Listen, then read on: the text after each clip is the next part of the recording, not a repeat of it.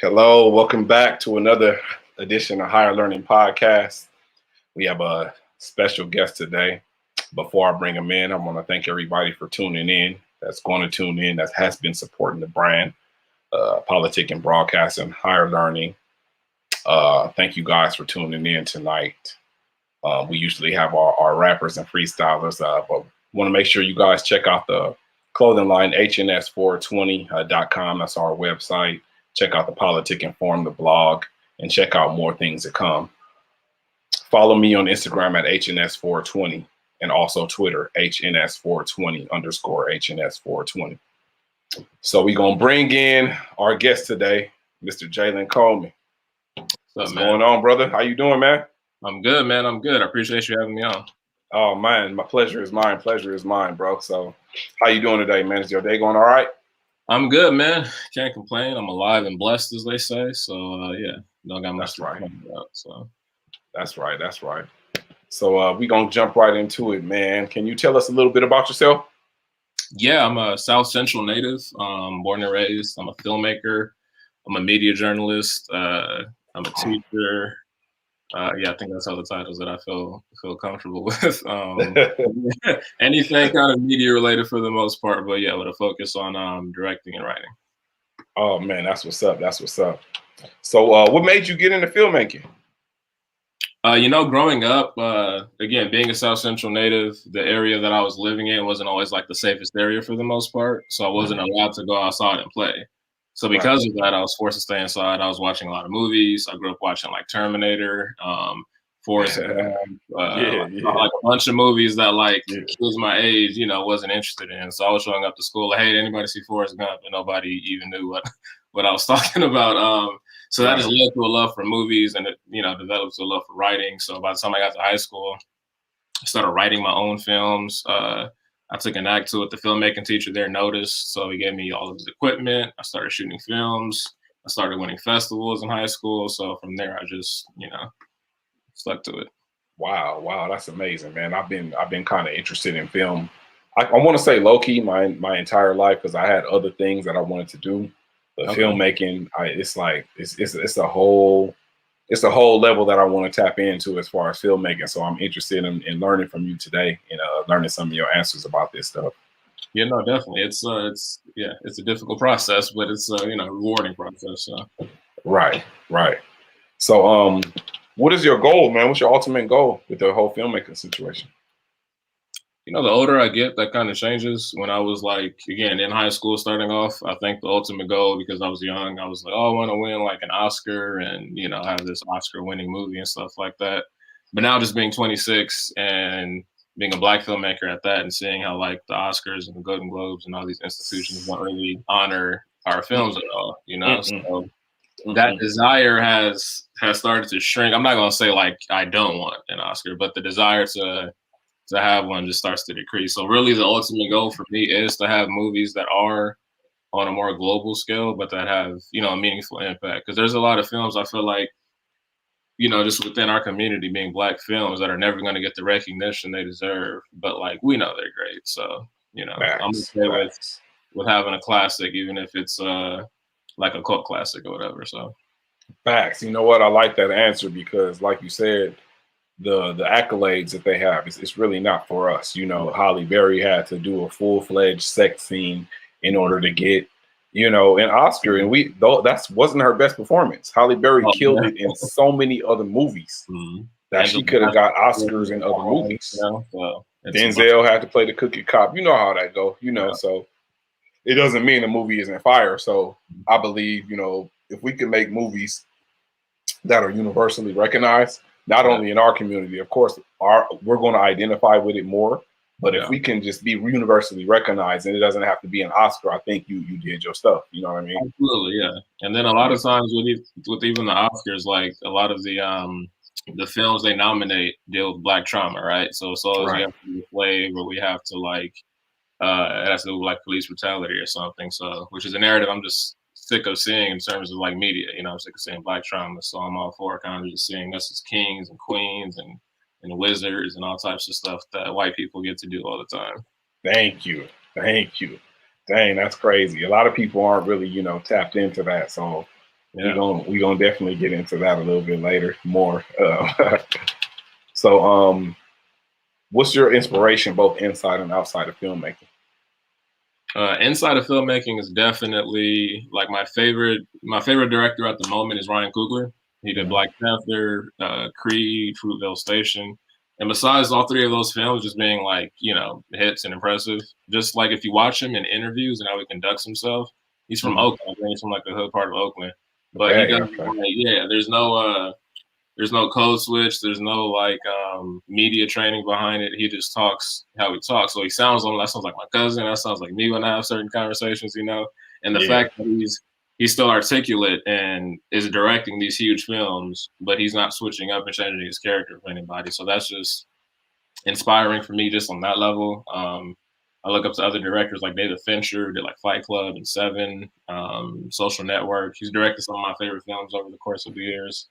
Wow. But definitely outside of filmmaking, J. Cole, I'm a huge J. Cole fan. Like musical ability. You said that. I'm glad you are too. Every time I'm a Cole fan, I'm like, cool.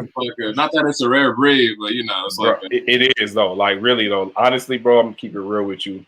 I took a long break from listening to hip hop music overall. To make a long story short, it was some DVD I seen in 2004.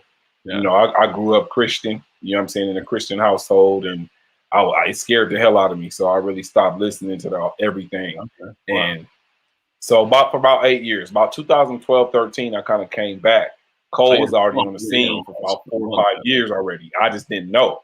So I finally heard, matter of fact, it might have been 14 because I heard Forest Hills Drive. And I was like, who the fuck is this? And I listened to the record and I'm like, this nigga is amazing. Like, had a similar reaction, yeah. And I had to go through and listen to all his old shit. And now, like, J. Cole is like really low key, high key. He's my favorite rapper. He's in my top 10 of all time. Like, can't nobody tell me nothing about Cole.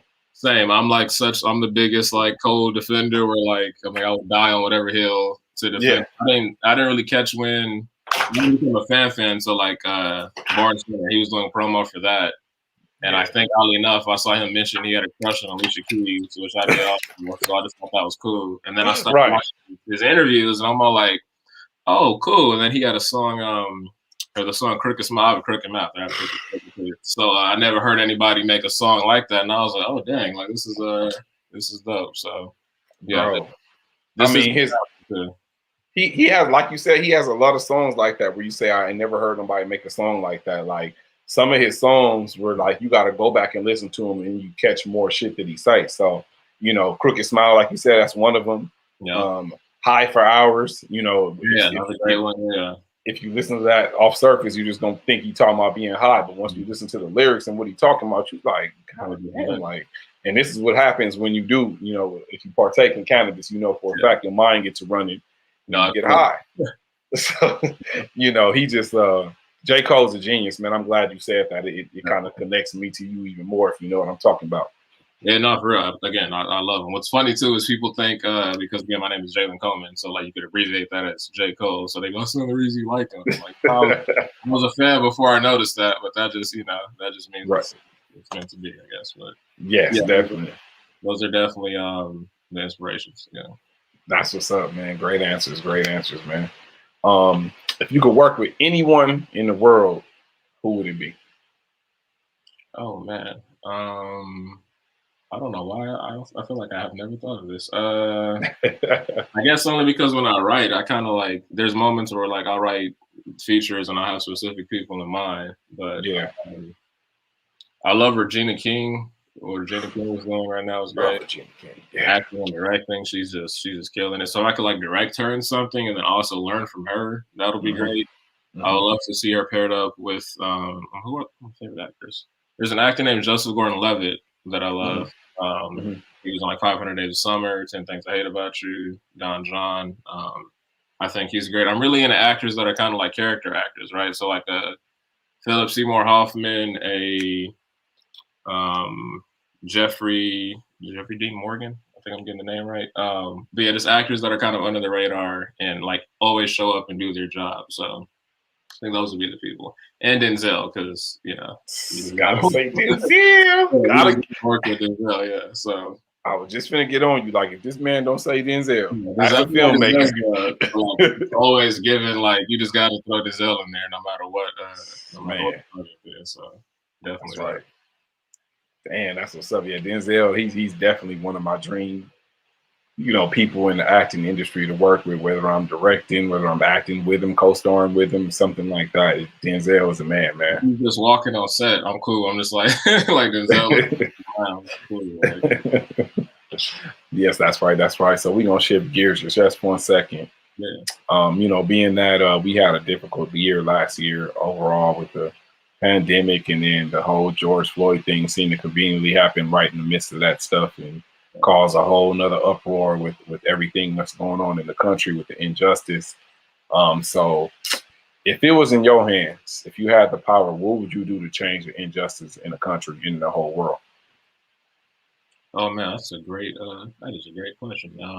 Thank you, bro. It's been what, a year now, right? Yesterday made a full year of yeah. Mm-hmm. I don't know. The older I get, I just I don't know if this is a dark answer. I start to lose optimism sometimes. I remember I was 18 when the Trayvon Martin verdict happened, and I was like telling my mom, I was all like, yeah, no, like he's gonna, the court's gonna see him guilty. He's gonna stand trial and all this stuff. And my mom was like, you in for a rude awakening. But I was so like, I'm like, no, this is like he killed a kid. Like there's no justification for this, right? Right. So I heard it came back and I'm not forgetting the name of Trayvon's killer. George Zimmerman. Yeah, when it came back and Zimmerman was off, I was just so like, that was when I realized, oh, America doesn't care about me as a black man. Like, right. So over the course of the years, I've kind of, been accepting. I made a project that was inspired after Mike Brown's verdict. So yeah, I don't know what I would do, but I feel like one thing we lack in the world is understanding. Mm. So I feel like if we all understood each other just a bit more and stopped giving in the stereotypes and what the media portrays us as, then I think a lot of injustice in the world could change. That's facts. I mean, I think the first place it needs to start is we need more of them to start acknowledging and recognizing, because if they're constantly fighting against it and saying that it doesn't exist and trying to justify and hide stuff, we're never going to grow. We only cover 12% of the country as black people. Yeah. White people cover 66% of the country. So we need more of them. It's some of them that are on our side that do. Yeah. It's some of them. I can't say it's none. It's some, but we need more. So we need them to stand up to their families. And if everybody could start recognizing that there is a problem, we can come up with solutions together. But until then, and that's never going to happen. Because even like Malcolm X has, I don't want to misquote it, but he has the quote that goes something like, America doesn't even acknowledge that there's a knife, in our back. Like they're like, it's not there. Right. So it's like, can we at least start to acknowledge that happens? And even the statement, I think Michael Shea, he had a stand up about it that was funny, but like he was talking about the statement Black Lives Matters is so like controversial. Not like Black lives are better, not Black lives are this or that. Right. They matter. And the reaction was all lives matter. Like, so yeah, until we can at least acknowledge that and get that sense of understanding that I'm talking about, I don't think like not much is going to change, unfortunately. You're right. I mean, look at the words, like you said. We didn't come up here and say Black Lives Matter and y'all no other lives don't. We never said nothing. The statement Black Lives Matter pissed people off so much because in their hearts, Black lives don't matter at all. Yeah. So all lives matter is a protest to Black Lives Matter. It's like why answer a protest with a protest? And they don't even do anything. Like the Black Lives Matter is an actual organization, right? All Lives Matter. It's like it's literally just a response. There's no not doing anything to help anybody. So like Yeah. Until and that's what we need to do as creators. We have more of an opportunity to take advantage and independently do things that can still grow big. So, Nipsey gave us the blueprint with music, independence. A lot of filmmakers, independent filmmakers, they come up independently, and we are able to release content on streaming platforms like Netflix or your own platform. We have our own Roku TV channel where we're going to start releasing our own content and distribute our own stuff. So it's ways to get it done now. So it is, yeah. Which you is, know, we don't need the backing, especially in music, but even in film, you don't necessarily need the backing of the studio all the time, you know. Exactly. Tyler Perry is the prime example. He went out there and found his audience. Hollywood was like, no. He showed up with a huge audience. It was like, all these people watch my plays and they're waiting for me to make a film. They're all going to buy a ticket, you know. So, so that's what he did. He showed us a blueprint. So once we start taking back some of the ownership and things, we have to be able to shift the power as far as financially, because that's the way we were able to compete. So in owning stuff, I mean, and not just owning franchises. So, you know, a lot of these guys, they get rich and they buy the Subways and they buy the quick guaranteed flips that's going to make them money, but you realize you're not an owner of Subway, you're a franchise owner, so you're still under them. So instead of doing that, we need to create a sandwich place that can compete with Subway. The real power, yes. You know what I'm saying? And then franchise that out to others. So that's what we need to do. We need to get ownership. Yeah, it starts to build generational. It goes into the community because now you have multiple Black people owning. Yeah, exactly. So, you know, I think that's where we can start with that. You know, that's a topic we can stay on all day. You know, so absolutely. You know, kind of segue into the next, you know, question. As a Black man, what words of encouragement do you live by every day? Oh man, you know what I've been looking at and I guess saying to myself recently, it was a post. Well, it was a speech that Chadwick Boseman gave. It might have been for Black Panther, some award he won, and he went on stage and said to be young, gifted, and Black. And it was like the first thing he said, and I just thought that was so like, it was just so cool. And I've heard that saying growing up, but I haven't heard it in years. So for him to say it at the point of time I was at in my life, just really like hit. And I was just ever since then, I've been like to be young, gifted, and Black, and even more so, especially after he passed, unfortunately. I've just been saying, yeah. So to be young, gifted, and Black is kind of like my mantra right now. I love that, young, gifted, and Black. So, young, gifted, and Black. Yeah. So we are though. Yeah, no, absolutely. Yeah. So it's yeah. Okay. So if you can tell us a little bit more about your podcast. Yeah, so I have a podcast called Geeky Misfit Podcast. I launched it last year. And I started doing like media journalism in 2015. So I've been able to sit down with like Tyler Perry, Usher, Spike Lee, Anthony Anderson, a bunch of people. And I was doing it for some years and it was fun. But the problem was kind of while I was doing it, I was really young. I started when I was like 20. I was like extremely nervous all the time while I was doing it. So I kind of felt like I didn't fully enjoy it while I was doing it, right? You know, like while I was in the moment, I was just so stressed out about like, oh, am I going to mess up this interview? Like all the other reporters are like in their 30s and they've been doing this forever. I'm like this 20-year-old kid. I can't even, you know, go to the bar. But yeah, once it kind of slowed down and I shifted my focus back to filmmaking, I was talking to a buddy of mine named Blue, and I was mentioning like I miss doing interviews, and he's like, you to start your own platform, start your own podcast.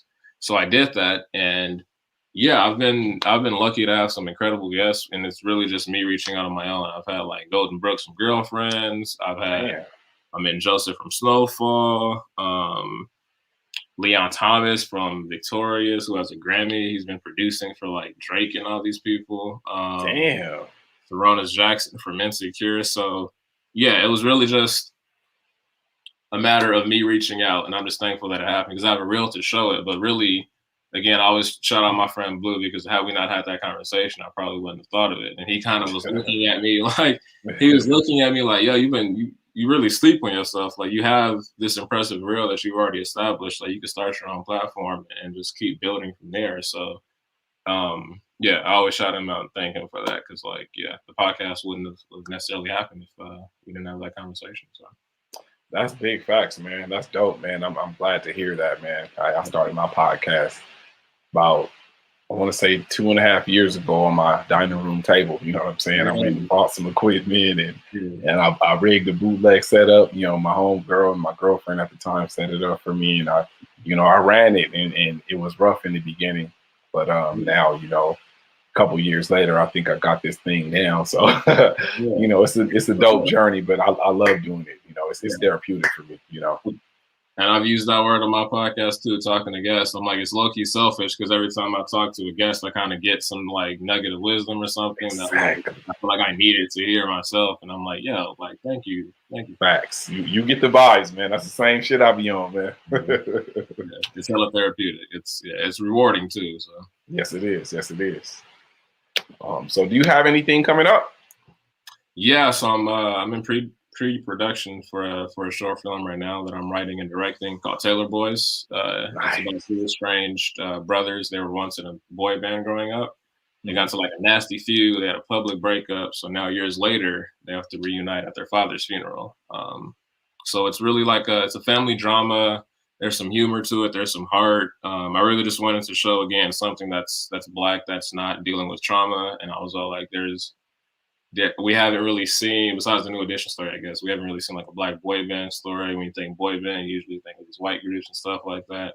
And I feel like New Edition was the greatest boy band of all time. And there's been like a lot of great Black groups and et cetera. And I just want to kind of highlight this all Black cast, but like, you know, not deal with any trauma. And it's just a film about this Black family trying to deal with the pressures that fame brought them and how it kind of broke up their family.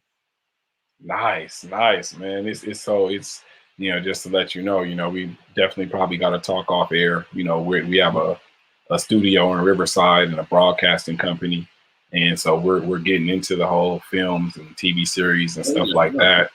We got the 20,000 square foot warehouse with about 5 standing sets built. You know, we have a big green screen. We have a big parking lot. You just got to come down and see it, man. So we definitely could get some work. Yeah, we definitely get some work done. Absolutely, yeah. We definitely. So, you know, tell everybody where to find you. You know what I mean? Where can they find you, follow you, and follow some of your work, and you know, in case somebody wants to book you. Yeah, you guys can follow me on Instagram at Jalen J Coleman. Our podcast is at Geeky Misfit Podcast. Our production company is also at Geeky Misfit Productions. But if you find my page, that is within the bio. You can find all the interviews there, the links to my films, and etc. And yeah. Yes, sir. Yes, sir. Well, I want to thank everybody for tuning in, for going to tune in, and follow me on HNS420 on Instagram, Facebook, also Twitter. Thank you for tuning in to another interview. Higher Learning, the podcast. We got to get down to business, y'all. We out.